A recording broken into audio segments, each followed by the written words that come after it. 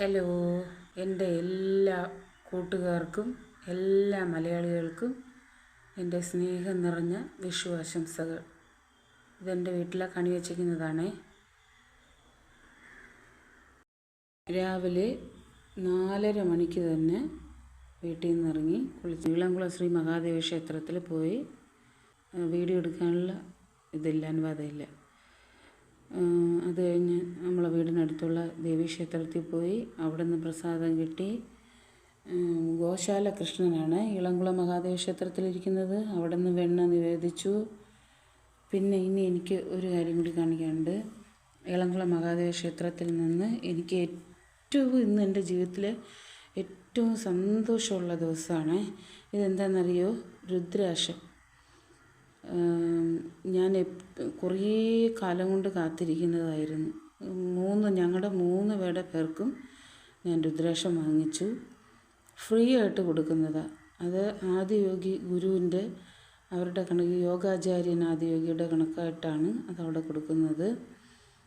അതിന് നമുക്ക് പ്രസാദവും അതിനകത്ത് തന്നെ അവരുടെ പ്രസാദവും ഒരു നൂലും ചരടില്ലേ അതും വെച്ചിട്ടുണ്ട്. നമുക്കിതിൽ നിന്ന് ഒരെണ്ണം എടുത്ത് ഇതിനെ കുരുത്ത് കെട്ടാം. എനിക്ക് ഭയങ്കര സന്തോഷമാണ്. ഒരു പാക്കറ്റിൽ 2 എണ്ണം വെച്ചിട്ടുണ്ട്. ഒരെണ്ണം ഞാൻ ഇപ്പം തന്നെ അത് കാണിച്ചു തരാം. ഒരെണ്ണം ഞാൻ ഇപ്പം തന്നെ അത് കയ്യിൽ കെട്ടിയിട്ടുണ്ട്. ഇത് സ്ത്രീകൾ ഇടത് കയ്യിലും പുരുഷന്മാർ വലത് കയ്യിലും കെട്ടണമെന്നാണ് പറഞ്ഞത്. അപ്പം ഞാനത് ഇപ്പം തന്നെ രാവിലെ തന്നെ അത് ഞാൻ കെട്ടിയിട്ടുണ്ട്. അപ്പം നിങ്ങൾക്കും കൂടി രാവിലെ തന്നെ കാണിച്ചു തരാമെന്ന് വെച്ചു.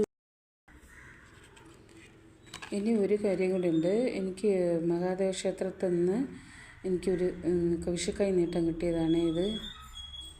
പിന്നെ അവിടെ തന്നെ കണ്ണൻ്റെ കണക്കായിട്ട് അവിടെ നിന്നും കിട്ടി. അതൊരു ജുവലറിക്കാരുടെ സ്വർണ്ണമകൾ പോത്തി സ്വർണ്ണമകളുടെ കണക്കായിട്ടാണുള്ളത്.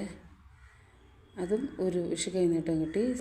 ദേവീക്ഷേത്രം അവിടെ വന്നപ്പോൾ അവിടെ നിന്ന് എനിക്ക് കൈനീട്ടം കിട്ടി. ഇന്നെൻ്റെ ഇത്രയും വർഷത്തിന് വെച്ചിട്ട് ഏറ്റവും സന്തോഷം നിറഞ്ഞ ഒരു ദിവസമായിരുന്നു.